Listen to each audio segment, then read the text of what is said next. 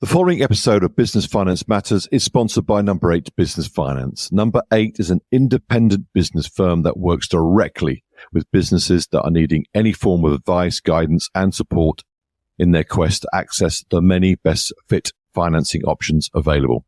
If you're a business that is needing to improve cash flow or is wanting to purchase new or used equipment or needs working capital for any reason, i.e. consolidation of existing debt to funding growth or an acquisition, then contact Number 8 Business Finance. All contact details can be found at www.number8bf.com.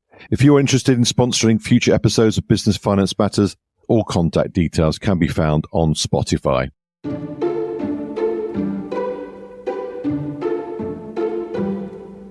Here we are. We're back with our little filler, episode 8. Trevor, can you hear me? We're having technical problems all morning. Testing, 1, 2. 1, 2, 1, 2, testing. We're all ears.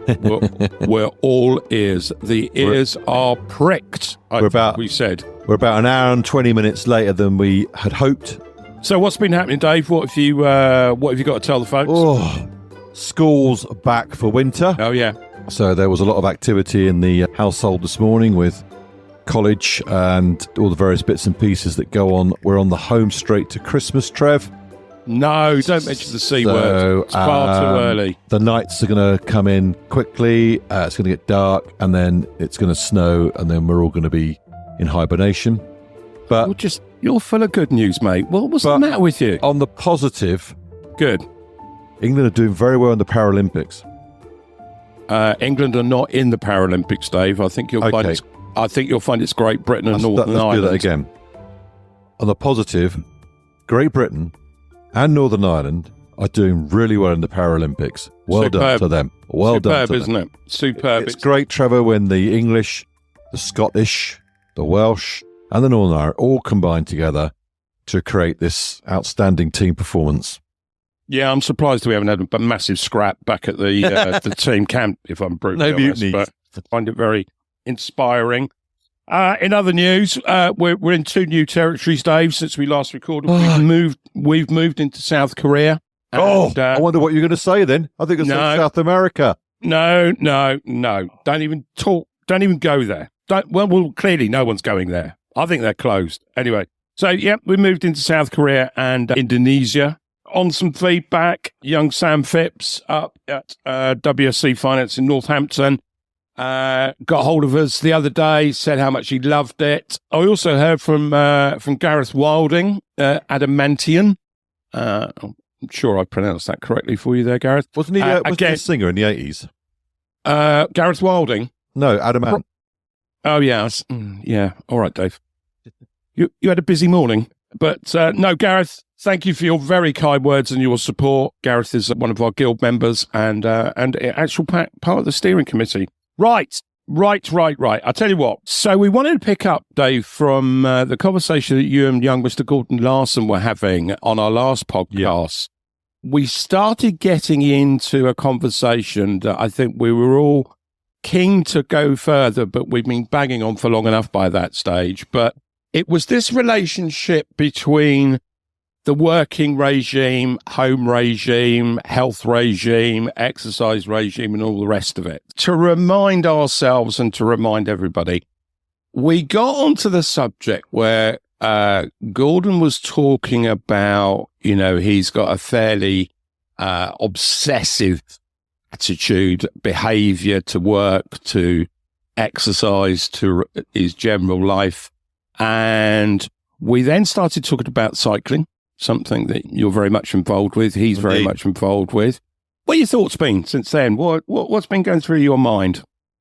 Well, look, the world that we live in now, and certainly our world, Trevor, and especially with our podcast, because we are trying to keep it business-like, which I know is difficult, bearing in mind who you and I are, but ultimately what Gordon was bringing up is something that a lot of our industry brings up, as well as other industries, which is, especially since COVID, I know we keep referring back to it, but if you look at the change, I was talking to someone only this morning who's struggling a bit, and in his own words, he just feels like he suffers from cabin fever, quote unquote. He lives on his own, and he just been finding it a bit tough recently. And But like Gordon, like me, like others, he does exercise. He does confirm that the walking of the dog or the playing a bit of ruggers has helped him and does help him. But you can't help the fact that the way that we are nowadays, because most of us work from home, and I was out on a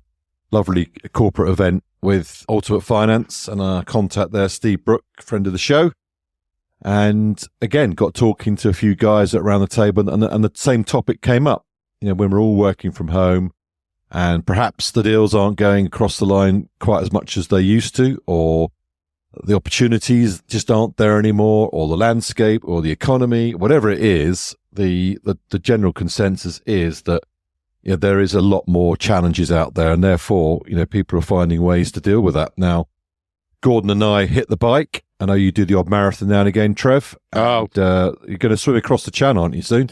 Yeah. I run most marathons dressed as white goods from the kitchen. So I've gone as a fridge. I've been as a freezer, building up to the washing machine on full spin cycle. So yeah, watch out, kids. So you get what I'm saying. So I just think, and I know that there are people that talk about this publicly, which is great, and the more it's spoken about publicly, I suppose the better it is. But I guess the recognition is there, and as far as we're concerned, it's funny. I mean, I remember early lockdown or whatever, I don't know, and I, for the want of a better expression, I didn't know whether I had COVID or whatever, but I went through a few weeks, and I was exactly that. I was a bit cabin fever. I was a bit nonplussed, a bit whatever. And I told someone I know, he's in business. In actual fact, I think he's just about retired. But I told him, do you know what he said to me? And I've known this boy for 20 odd years. He said, "Oh, I wouldn't tell anyone if I were you." And I thought, what? What do you mean you wouldn't tell anyone? And I suppose looking back on it and on reflection, he was probably thinking of, I don't know, reputation, the community that we work in, Dave, as many of us know, is a relatively small. It's thousands of people, but it's not, millions of people. So I suppose he was thinking about that. But I thought, don't tell anyone. Surely, mate, that's the first thing you do, don't you? If you're not feeling great, you and I have done it before with each other, and we've done it with others. But you got to share it, haven't you? Yeah, you got to share it, especially with us men. I think we are still stigmatized to a certain degree because men are supposed to be men, whatever the line is, and there are some people out there that perhaps prefer not to be open about their emotions, and that's fine. But I recognise those people because I've had my own mental health challenges in the past, and I know that Gordon has. I know many people have. So I recognise individuals that, for whatever reason, have decided not to be open about it, and that's fine. But I think what we all need to do is recognise that everybody's different, and it's not necessarily a male female difference. Personally, I just put it under the banner of health. Whether it's mental, whether it's physical. It's the same when people say, I just want to lose some weight or I want to get fitter. The answer's easy. The hard bit is you committing to it and having the attitude to do it. Most of us are fortunate to have various social groups, be it family, be it friends, be it work colleagues, be it whatever. Choose your conversations, choose your people you want to confide in, but really share it, eh? Come on. We're gregarious creatures. You like a good party. You like a good get together. I've often been found on the wrong. You love a glass of wine, don't you? Well, I've been found at the wrong end of a red bottle of wine or 17 at 11 o'clock at night. But that to one side. Look, you said it right at the start, Dave. You quoted your man that you met at the air show. A lot of us work now, and I'm mindful when I say this. We work in a white collar environment. We work in front of a computer screen, a telephone, and whatever. I'm mindful that not everybody works that way. You've got physical construction workers, police, all that type of stuff. We can't cover everybody and all the rest of it. But in our environment, we know that there is a lot of people that do have that wake up in the morning, they go, what have I got to do today? What's on the agenda today? And that day in, day out, it's very difficult sometimes. So look, my advice, share, find your confidants, share your frustrations, share your anxieties. And 9 times out of 10, I found in my experience, it's the best thing you can do, because people go, well, do you know what, mate? I felt like that a little while ago. And let me tell you what I did. So there we go. Hey, share the love. Share the love. And seriously, if anyone wants to send us feedback, anything to do with what we're talking about, then our door is wide open, with or without a bottle of red wine waiting for you. So look, I'll tell you what I'm going to do. I know you love a quiz. Yes. I know you love a little quiz. So yes. I'll kick off with a little quiz for you. Not many questions. Little quiz. Question number 1. Yeah. Nearest the pin. Uh-huh. How many bones are there in the adult human body? Oh, do you know what? I knew this one. Is it something like 240 something? No, it's not a bad shout. It's not a bad shout. The reality is, when we're born, because all the bones haven't fused yet, particularly the skull, we have about 300. But by the time we get to your dear old age, mate, it's 206. Oh, okay. Of which a quarter of them are in the feet. So there you go. I bet you half of them are in my feet. I got size 14, so mate, you ain't got feet. You got flippers. You know what they say about big feet, Trev? Yeah, huge socks. Yeah. Yes, massive socks, expensive shoes. Question number 2. Yep. What's the largest organ? Stop that. Come on. Do you know what? Biggest organ, Trev, the brain. Now if you're going to kick yourself. Well, you're not, but you're going to kick yourself. It's actually the skin. The skin. The skin is considered an organ. At the moment, it's Scotland 2, England 0. How many times roughly do you think you blink a minute? Blink a minute. Let's go for it. 1 a second. No, that'd be 60. Let's go 30. Yeah, not a bad shout again. Anywhere between 10 and 20 times a minute. I get a point, right? Yeah, half a point. So the scores there: Scotland 2.5 and England 0.5. Right. We will get down to it, but I want to talk a little bit about some facts about the brain. I'm thinking of brain health here. The human memory, this is going to blow your little what's-its off, mate, has a equivalent of 2.5 million gigabytes of data capacity in its memory camp. Now, to put that into context, an iPhone 7 is 256 gigabytes. Here's one you like. You'll be aware that the London taxi drivers have to learn the knowledge. They do. Well, apparently it's been proven that London taxi drivers have a larger than normal hippocampus. I'll just explain the hippocampus to you, mate. It's not a university hall of residence for a bunch of African animals, right? It's part of the brain that's the major player in memory. So because they have to learn more and because they have to recall more, they're actually creating more brain storage. Isn't that mad? Well, that makes sense, doesn't it? It makes sense that, like with a muscle, if you want it to get bigger, you train it to get bigger. And I'm guessing you go. Same with the brain. And I often think that, we had that moment about Benedict Cumberbatch. Oh, yes. Your voice training exercises. Don't tell me old Benny's been in touch, has he? No, he hasn't been in touch. Oh, I've got something to show you. I will share with you in a minute. Who has been in touch? I forgot to mention this, Trev, but I'll come on to that in a minute.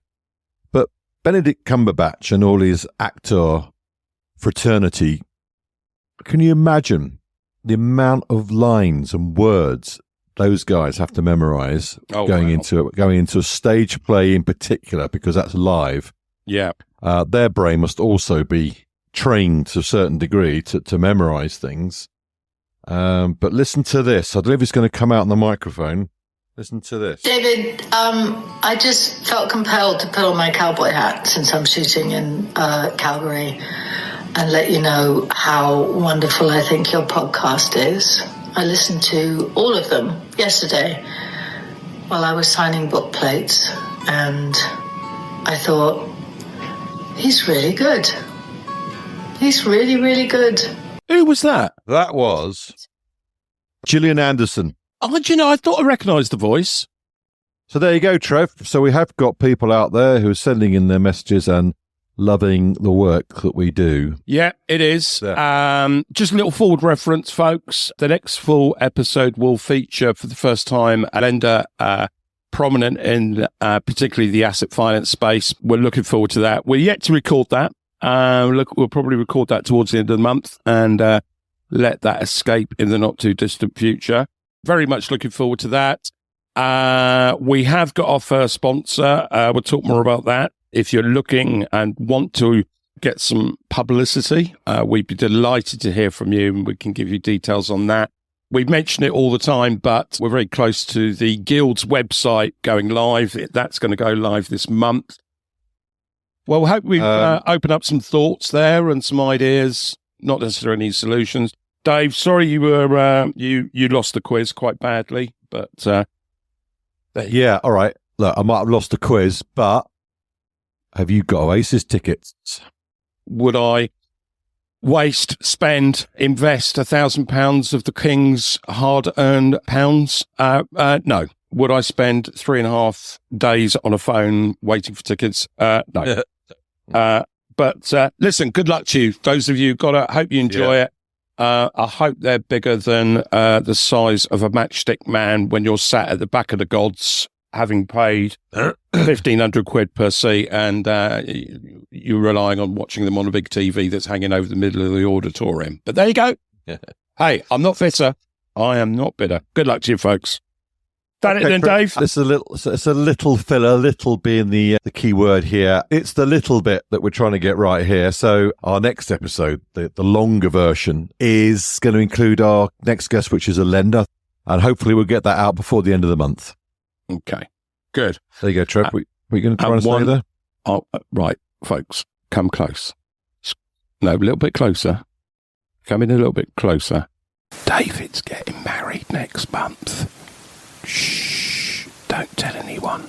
Yeah, don't tell anyone because I'm trying to keep it a secret. I'll tell you the venue. There's plenty of room. If you fancy 5 days in the sun, come and join us.